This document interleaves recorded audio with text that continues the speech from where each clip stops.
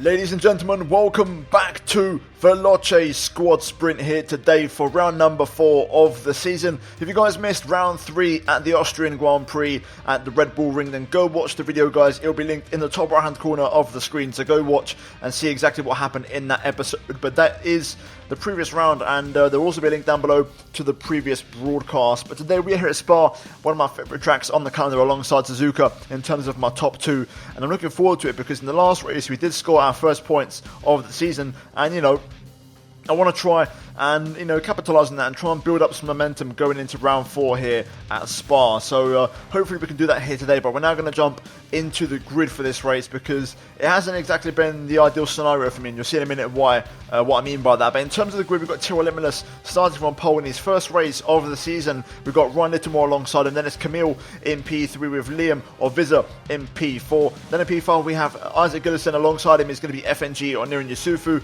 Then it's my teammate Raggy in 7th with Arav alongside him in 8th place there in the Ferrari. Then in terms of the 5th row, we've got Eterno Joe and alongside him Hayden Gullis, both of the racing points there filling out that row, with Veloce Storm in 11th and Ben in P12 in the 2nd Ferrari. Alex Gillon 13th with Simon Vigang alongside him in P14 for Renault. And then it's James Baldwin in P15 with Jon Altmaier in 16th place in the 2nd Renault, with Hypers in 17th and Danny Belejne in 18th. And right at the back, it's myself with the back of the grid, and there seemed to be a bit of confusion as to why I was starting from the very back, and I'm going to clarify this really quickly. So I didn't get a penalty, nothing happened. The issue was I joined the lobby a little bit late and everybody inside the lobby already readied up, and once a certain amount of people in the lobby ready up, the game automatically goes even if the host isn't ready to go. So basically in this case, Veloce Esports or Callum, who was controlling it, he didn't have time to reorder the grid and put me in my rightful position. So as you can see, I'm not just starting from the back, I'm also driving in the Red Bull when I should be driving in the Mercedes. So a bit of confusion there, but hopefully that's been clarified now as we come towards the end of the formation lap. So like I said, bit of a mix up, but it's not the end of the world. We're going to be driving a different car and starting from the back for one race only, but hopefully you guys enjoy it nonetheless, and it's something a little bit different. And starting from the back, the good thing is the only way is up, as they say. So hopefully we can try and make it happen here today as we let the AI take over here for the start of the race. We are going to start in the medium tyres, and we're going to hopefully go into the soft tyres. That's the strategy for this race. Go nice and long on the first stint and then strap those soft tyres on and really use them to make a late fight back through the field. So here we go. Just getting onto our grid slot now, and we're going to be the last one, so we're going to get going very quickly once I park up on my grid box, and I'm actually quite wonky towards the inside, but here we go.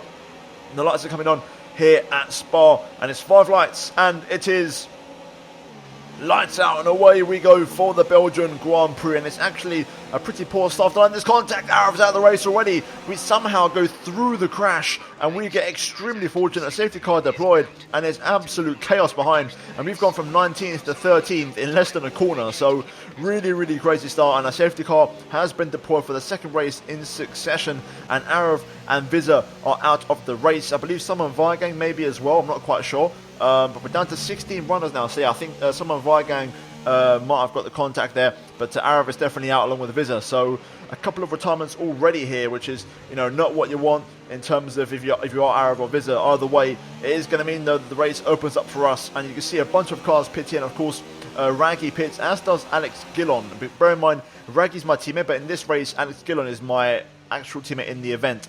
And Alex went to the pit lane, so I had to stay out to not stack up behind him, and we're going to try and use the fact that we've got these medium tyres to go nice and long in the race. We've got JD right behind us, he's the net race leader in the Alfa Romeo, and we've got Veloce Storm in front of us as I believe a car, no, the safety car actually that comes in now. I thought a car pit there, but here we go for the restart, getting back underway, and lap 3, so no DRS just yet. We've got to wait a couple of laps before that is enabled, as we're tucked in behind Storm here.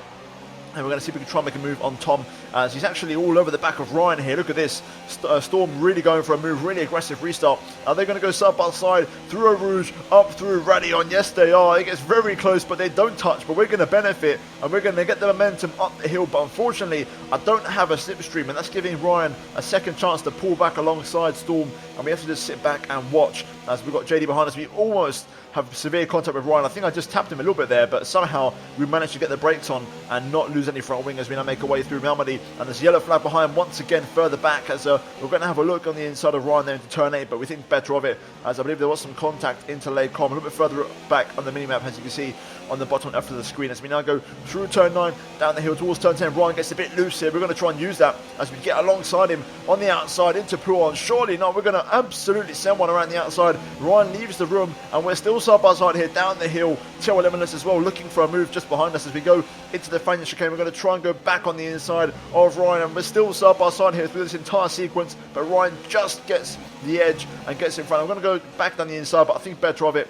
and I let Ryan have the position for now. As we go back up to speed, Ryan gets a bit wide on the exit there. I'll stabilise. Hayden Gullis retires behind us, and we're going to try and pull alongside Ryan here and make a move, but it's interrupted by another safety car, which was very unfortunate. I was hoping to make a move there and just take that, but instead we have to back out. It's the second safety car of the race, and we're going to use that safety car to box, because you can see behind us Alex Gillon, my teammate in this race, is on the soft tyre, so we can now box. We'll get a free pit box to ourselves, and we won't be held up. So here we go. We're going to follow the front three as we get completely sideways through the bus stop chicane, and I believe Alex Gillon is going to take the race lead for now, as I think he overtook JD in the process in just towards the end of the lap. So here we go into the pit lane. We are going to box for a set of the soft tyres, as you'd expect, of course, get off the mediums. And we're going to see, hopefully don't get held up in the pit lane as we get in the way. There we go, nice stop, 2.5, no hold-ups, no time loss whatsoever. And we are going to rejoin just in front of JD, who actually pits behind us. So JD also decided to go for the soft tyres and pitting. So I wonder if he had maybe wing damage or something. Not quite sure. Either way, we're going to rejoin in P12. So yeah, it is what it is. You know, we did start from 19th and we were 13th after turn 1. So we have still gained a place overall in this race. So here we are for the restart then. And this one's going to be interesting because we're all on soft tyres. So it's going to be really, really fast and really, really aggressive. And a good start is crucial. And we want to try and get past a few of these guys as soon as possible. I want to try and clear Ryan and Storm ASAP so I can really try and crack on towards the top 10 and really work for those points. But here we go, down to turn 1. And so far, we've got a little bit of side-by-side action, just a little bit further up the road there. I think there might be a Williams, possibly. But meanwhile, we've got Ryan here, tucked in behind Stormers. They go side-by-side further up the road, I believe, through Eau Rouge. And Ryan looking really aggressive here and looking to return the favour, possibly, to Storm on the Kemmel straight. We're actually starting to close in a little bit now, as the slipstream is kind of neutralised for everybody here. Going down towards Lacom here. It looks like no one's going for a really aggressive move at this point, as we've got a bit of a battle in front with the Williams, possibly, I think it is. And we're just kind of looking for a space, and Ryan's a bit out of place here, a bit out of shape. I'm going to have a look on the inside, but he covers it, so we go around the outside here, but there's a lot of understeer in this corner. We've got the Williams of Khaki in front, lagging a little bit, and I leave the inside open. Luckily for us, JD doesn't quite capitalise, and we manage to hold on to P12, but the Williams of Khaki was lagging a bit and causing a few issues as we go down the hill through Puon here. A little bit too cautious as Khaki gets sideways, and it's causing all kinds of mayhem as Storm's trying to get past, and now Ryan's on the inside, and JD sends one on my inside into the French chicane, but we just about hold it around the outside. We get massively sideways there, catching a big amount of oversteer through the left-hander. And again, we all remain status quo and no position changes as of yet as we go through Stavlo 2 onto the back straight. But this time, I'm going to try and do the move I didn't get the chance to do a couple of laps ago because the safety car stopped me. And this time, we are going to try and go for the overtake on Ryan here as we're on the back straight. This time, we're a little bit further back, but we are nicely in the slipstream. We're going to pull to the outside and then switch back to the inside, shake and bake. A little bit of a dive bomb there on the inside, and we make a nice move on Ryan. Ryan gives us a space though, and he's still there on the inside. He tries to give us a squeeze onto the curb, but I get a nice bit of traction, and we're still there side by side with Ryan as we now start to edge in front down towards turn 1. Can we get the move into La Source? Here we've got the Williams, so I can't brake too late, but we are going to get the move. Nice bit of traction there on the exit, and we accelerate well, and we make a move into P10. So good stuff from us. I believe there was a car in the pit lane as well, because we've now made our way into the top 10, and now we've got Khaki in front of us in the Williams, and he's a medium tyre, so it should be fairly easy pickings and relatively easy overtake to pull off, of course, in the Williams car.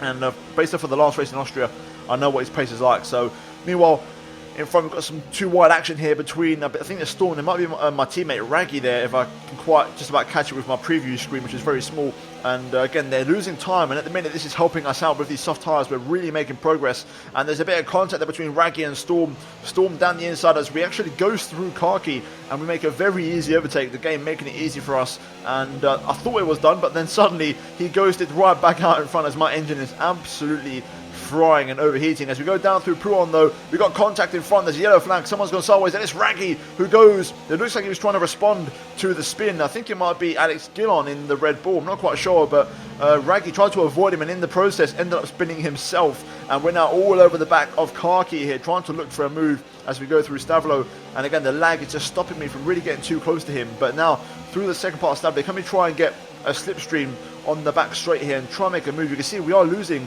straight line speed. I think that's because the engine is overheating, so we're kind of struggling. And we've also got Isaac behind us in the other Williams trying to make a move here, and we're kind of in a Williams sandwich as we go into the bus stop chain. We're going to have to defend because I know this move is coming, so we go very, very deep on the brakes to try and defend it. Isaac going around the outside, but we defend it beautifully and keep the inside line, and we're going to hold on to P9 for a bit longer as DRS is now unable to enter turn one, though. Again, another dive. This time it's JD with the send from absolutely miles back, but again we see it coming and we defend beautifully and we keep them both behind as we now skip onto the midway through the lap, and we're once again behind Karki here, going down through Prawn. Karki gets sideways, we try to avoid it, and we again, just like at Interlagos, pick up minor wing damage, just like at Bahrain in my AOR race, and a car that spins in front of me and I've got nowhere to go, and JD, opportunistic as ever, makes the move and takes P8 away from us, and that is us down to 9th place once again. But this time I've got wing damage, so